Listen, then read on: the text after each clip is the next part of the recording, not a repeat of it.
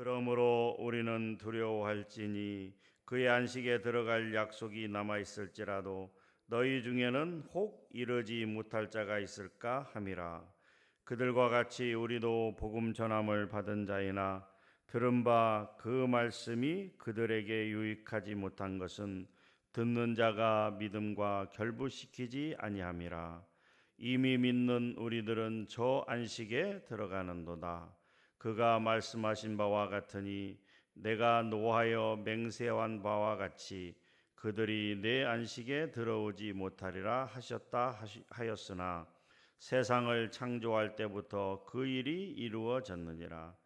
제7일에 관하여는 어딘가에 이렇게 일렀으되 하나님은 제7일에 그의 모든 일을 쉬셨다 하였으며 또다시 거기에 그들이 내 안식에 들어오지 못하리라 하였으니 그러면 거기에 들어가는 자들이 남아 있거니와 복음 전함을 먼저 받은 자들은 순종하지 아니함으로 말미암아 들어가지 못하였으므로 오랜 후에 다윗의 글에 다시 어느 날을 정하여 오늘이라고 미리 이같이 일렀으되 오늘 너희가 그의 음성을 듣거든 너희 마음을 완고하게 하지 말라 하였나니 만일 여호수아가 그들에게 안식을 주었더라면 그 후에 다른 날을 말씀하지 아니하셨느니라. 그런즉 안식할 때가 하나님의 백성에게 남아 있도다.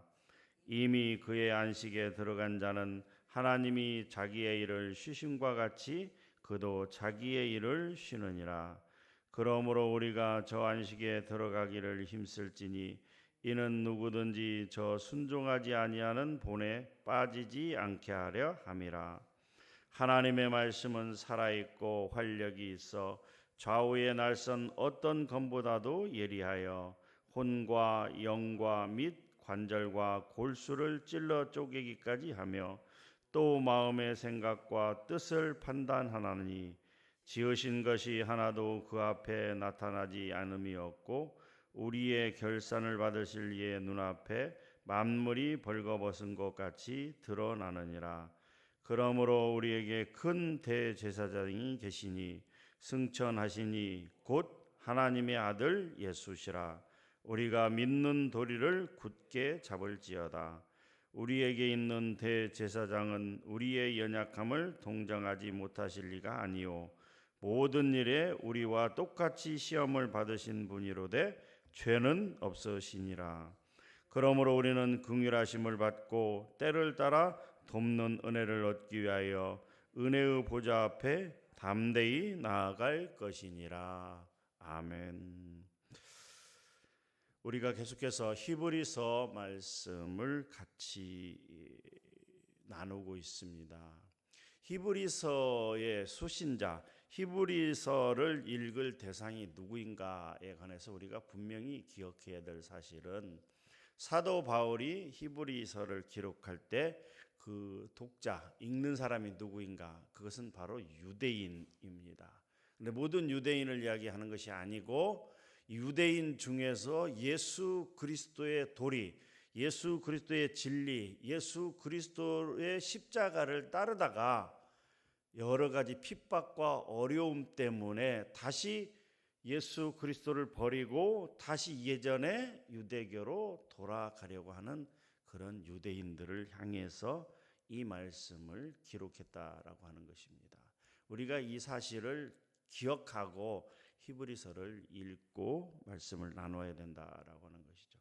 그래서 사도 바울이 이 히브리서를 기록할 때 먼저 예수 그리스도는 누구이신가를 통해서 먼저 1장과 2장에서는 천사와 비교를 통해서 유대인들이 숭배하는 그 천사는 하나님의 만든 피조물이고 또 하나님의 심부름꾼에 지나지 않지만 예수 그리스도는 누구이신가? 바로 하나님의 아들 독자 예수 그리스도이신 하나님의 아들이면서 또한 하나님 자신이다라고 이렇게 이야기하고 있는 것입니다. 그래서 천사와 예수님은 비교할 수 없을 만큼 상대가 안 되는 그런 예수 그리스도다. 그래서 천사들도 예수님을 숭배할 그런 대상이다라고 이렇게 비교하면서 말씀을 하고 있고요. 3장과 4장에 이어지는 내용은 바로 예수님과 모세를 비교하면서 모세는 하나님의 집에서 종으로 충성하였지만 예수님은 누구예요? 하나님의 아들로서 충성하였다라는 내용을 3장에 기록하고 있습니다.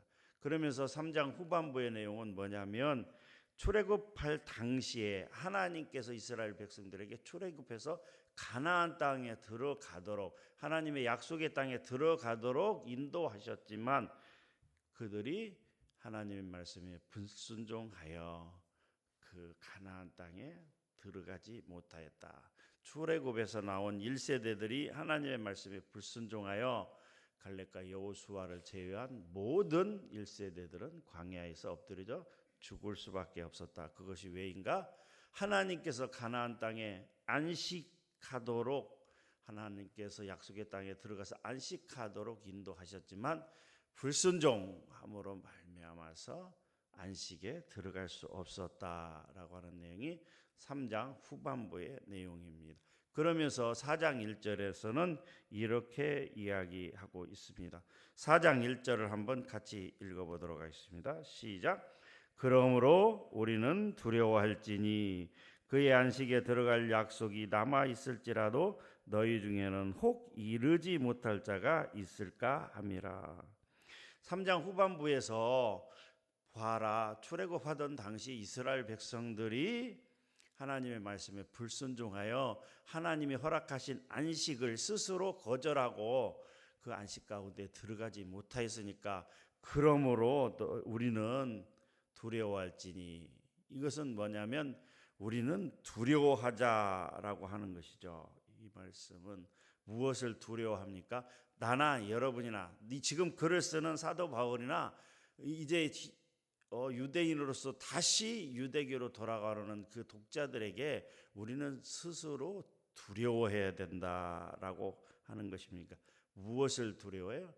앞서 출애굽하던 당시에 이스라엘 백성들이 하나님의 말씀에 불순종하여 하나님이 허락한 안식에, 영원한 안식 가운데 들어가지 못했던 것처럼 우리도 그런 두려운 마음으로 혹시 들어갈지 못할까 하는 그런 두려운 마음을 우리가 가져야 된다라고 하는 것이죠. 지금 우리에게도, 현재 우리에게도 하나님께서 우리에게 영원한 안식을 허락하셨는데 혹시 우리가 하나님의 말씀에 불순종하고 하나님의 말씀을 거절하여 예전처럼 돌아가는 일이 없도록 우리가 반면 교사로 삼아야 된다라고 하는 말씀인 것입니다. 이것은 명령이 아니고 우리가 한번 생각을 해보자.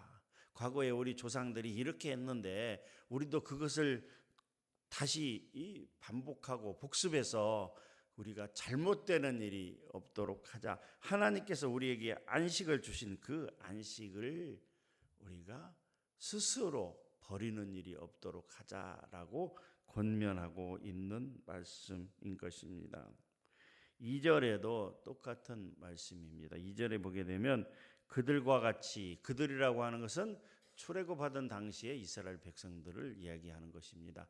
그들과 같이 우리도 지금 현재 믿음의 삶을 살아가고 있는 우리도 복음을 전함을 받은 자이나 예수 그리스도를 우리 구주로 고백하고 복음 가운데 사는 사람들이지만 그 말씀이 그들에게 유익하지 못한 것은 듣는 자가 믿음과 결부시키지 아니함이라라고 얘기하고 있습니다.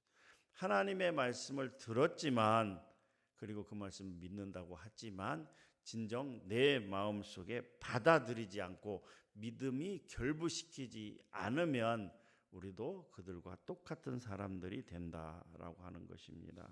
그러면서 이 안식은 언제부터 이루어졌는가라고 하는 것이 3절, 4절의 내용입니다.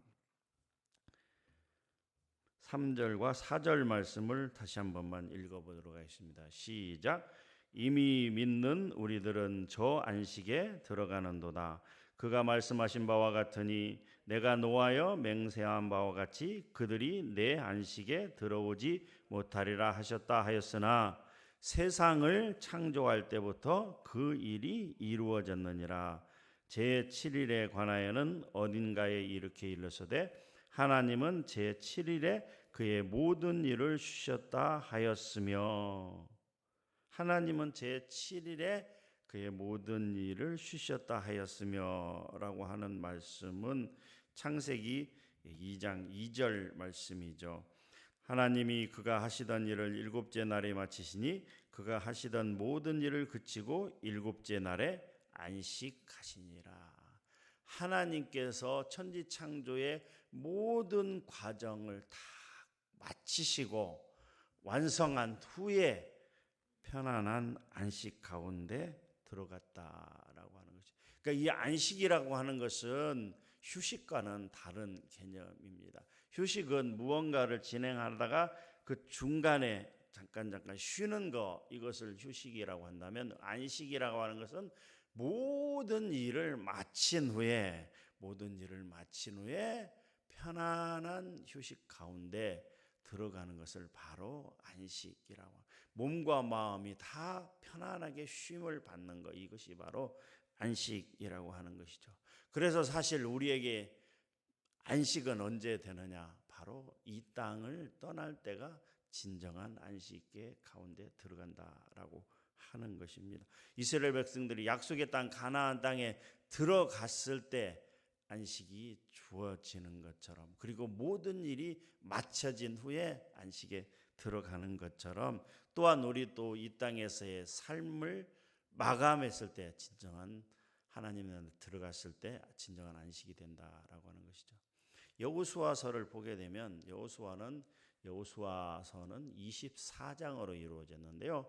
1장부터 12장까지는 전쟁에 관한 내용이고 13장부터 24장까지의 주제는 안식입니다. 그러니까 이 안식이라고 하는 것은 전쟁이 마쳤을 때, 그리고 전쟁을 승리했을 때 비로소 안식이 주어진다라고 하는 것입니다. 우리의 삶, 우리의 인생도 마찬가지죠. 하나님께서 우리를 하나님의 백성으로 삼아주시고 우리가 그것을 믿음으로 받아들이고 하나님을 나의 구주로, 예수 그리스도를 나의 구주로 고백하고 믿음의 삶을 사는 그 순간부터 시작되는 것이 바로 전쟁입니다. 우리가 하나님을 알지 못하고 세상에 섞여 살 때는 전쟁이 없었습니다. 그런데 우리가 하나님을 나의 구세주로, 그리고 예수 그리스도를 나의 구주로 십자가를 믿고 따르는 그 순간부터, 믿음의 삶을 사는 순간부터 바로 전쟁이 시작되는 것이죠. 무슨 전쟁이요? 영적인 전쟁이 시작이 됩니다. 우리는 그것을 분명히 인식해야 되고, 그 영적인 전쟁이 끝났을 때, 그때가 언제일까요? 바로 이 땅을 떠날 때입니다. 물론 예수 그리스도께서 이 땅에 오셔서 이 영적인 전쟁을 승리하게 하셨기 때문에 뒤따르는 것만으로도 승리가 되어집니다만, 진정한 승리는 바로 우리가 이 땅을 떠날 때입니다. 그리고 우리의 영혼이 하나님 나라에 올라갈 때입니다. 그때 비로소 영원한 안식 가운데 들어갈 수 있다라고 하는 것이죠. 그런데 유대인 중에서 그 예수 그리스도가 진리이고 예수 그리스도가 나의 길이고 예수 그리스도가 나의 생명이라고 하는 것을 받아들이고 그 믿음 생활을 하다가 핍박과 여러 가지 어려움으로 인하여 그 길을 포기하는 것, 예수 그리스도를 포기하는 것, 그것은 바로 하나님께서 약속하신 그 안식을 버리는 것과 같은 행위이다라고 말씀하고 있습니다. 그것은 마치 출애굽하던 이스라엘 백성들이 가나안 땅을, 안식의 그 처소를 향하여 나아가다가 하나님의 말씀에 불순종하여 다시 애굽으로 돌아가려는 그런 마음 가운데 빠져서 하나님의 말씀을 저버렸던 그런 이스라엘 백성들과 똑같은 것이다 라고 하는 것입니다. 그러니까 우리는 어떻게 해야 된다? 그런 과거의 어리석음을 교훈 삼아서 우리는 그렇게 하지 말아야 된다. 끝까지 예수 그리스도를 붙잡고 나아가야 된다라고 말씀하고 있는 것이 오늘 히브리서 4장의 중요한 말씀이라고 하는 것입니다. 그러면서 4절부터 10절까지는 그 안식에 대해서 자세히 설명을 하고 있는 내용인데요. 앞서 말씀드린 것처럼 4절에 하나님은 제7일에 그의 모든 일을 쉬셨다. 하나님께서 창조 후에 안식하셨다라고 하는 내용. 그리고 7절에 보게 되면 다윗의 글에 이렇게 되어 있습니다. 사무엘하 7장에 보게 되면 사무엘하 6장에서 이제 여호와의 언약궤가 예루살렘으로 돌아오게 됩니다. 예전에 엘리의 두 아들이 블레셋과의 전쟁 가운데서 언약궤를 들고 나가면 이길 줄 알고 나아갔는데 그 언약궤를 빼앗기게 되고 그들도 다 죽게 되고 패하게 되고 그 언약궤가 여기 갔다 저기 갔다 돌고 돌다가 이제 결국은 어떻게 해요? 하나님의 성 예루살렘으로 언약궤가 돌아올 때 다윗이 너무 기쁘고 감사해서 덩실덩실 춤을 추었던 것을 우리가 알 수 있습니다. 그리고 나서 하나님께서 나단 선지자를 통해서 사무엘하 7장에서 약속합니다. 너의 위가 너의 그 왕위가 영원토록 함께하리라 하는 왕국의 언약을 이야기해주고 있는 내용이 바로 이 내용입니다. 또한 여호수아에 관한 내용도 그러한 내용 중에 하나이죠. 그러나 중요한 것은 어떻게 해요? 이미 그의 안식에 들어간 자는 하나님께서 자기의 일을 쉬심과 같이 그도 자기의 일을 쉬느니라. 그러므로 우리가 저 안식에 들어가기를 힘쓸지니 이는 누구든지 저 순종하지 아니하는 본에 빠지지 않게 하려 함이라 라고 말씀하고 있습니다. 불순종했던 이스라엘 백성들처럼 어리석음을 범하지 말고 우리는 끝까지 예수 그리스도를 붙잡고 나아가서 영원한 안식 가운데 들어가자라고 말씀하면서 12절에 느닷없이 이러한 말씀이 나오고 있습니다. 우리 12절하고 13절 한번 읽어보도록 하겠습니다. 시작. 하나님의 말씀은 살아있고 활력이 있어 좌우의 날선 어떤 검보다도 예리하여 혼과 영과 및 관절과 골수를 찔러 쪼개기까지 하며 또 마음의 생각과 뜻을 판단하나니 지으신 것이 하나도 그 앞에 나타나지 않음이 없고 우리의 결산을 받으실 이의 눈앞에 만물이 벌거벗은 것 같이 드러나느니라. 하나님의 말씀에 비추어 보면 우리의 모든 것이 만물이 벌거벗은 것처럼 드러난다라고 하는 이 말씀을 우리가 참 많이 인용을 합니다. 하나님의 말씀은 이렇다라고 이야기를 하는데요. 앞선 1절부터 11절까지는 내용과는 약간 좀 상이한 문맥의 흐름이 맞지 않는 어떤 그러한 것처럼 보이는데요. 사실은 이것은 밀접한 관련이 있다라고 하는 것이죠. 1절부터 11절까지 말씀은 아까 말씀드린 것처럼 성도는 남아있는 안식의 약속과 순종함으로 그 안식에 들어갈 것을 권면하고 있는데 그러면 왜 그렇게 해야 되는가? 왜 하나님의 말씀에 순종해야 되는가? 하나님의 말씀은 사람을 변화시키는 능력이 있는 것으로 생각이 되지만 그것은 잘못된 오해라고 하는 것이죠. 혼과 영과 관절과 골수를 찔러 쪼개기까지는 하나님의 말씀에 그런 운동력과 통찰력은 어떤 불순종하는 자들에게 임하는 영적이며 육체적인 죽음을 의미한다라고 하는 것이죠. 다시 말씀드리면 하나님의 말씀은 이렇게 정확하게 기록이 되어 있기 때문에 그 말씀에 순종하지 않는 자들은 육적인 죽음을 맞이할 수밖에 없다라고 하는 것이죠. 하나님의 말씀 불순종하는 자들은 이렇게 모든 것을 드러내는 만물을 벌거벗은 것처럼 드러내는 그 하나님의 말씀에 비추어 볼 때 심판을 피할 수 없다라고 하는 사실을 말씀하고 있다라고 하는 것입니다. 또한 4장 14절에서 16절 말씀은 우리가 하나님의 말씀을 따라서 예수 그리스도를 쫓아가는 것이 많이 힘들고 어렵지만 그래도 예수 그리스도께서 큰 대제사장이신 예수 그리스도께서 우리와 함께 하고 있다. 우리를 붙잡아주고 있다. 우리를 인도하고 있다라고 하는 것입니다. 왜요? 15절 말씀에 보니까 우리에게 있는 대제사장은 우리의 연약함을 동정하지 못하실 리가 아니요 모든 일에 우리와 똑같이 시험을 받으신 이르되 죄는 없으시니라. 16절 말씀입니다. 그러므로 우리는 긍휼하심을 받고 때를 따라 돕는 은혜를 얻기 위하여 은혜의 보좌 앞에 담대히 나아갈 것이니라라고 말씀하고 있습니다. 큰 대제사장의 역할은 뭐예요? 하나님과 사람을 연결시키는 역할이다. 하나님께 사람들의 어려움과 힘듦을 다 아뢰고 그 문제를 해결해 주시는 분이다. 중재자의 역할을 하시는 분이다. 비록 그 길을 따라가는 것이 힘들고 어려울지라도 결코 쉬운 길은 아닙니다. 좁은 길이고요. 힘든 길입니다. 믿음을 지켜나가는 것이 쉽지 않은 일이지만 그래도 그 하나님의 안식에 대한 약속을 붙잡고 나아가야 된다.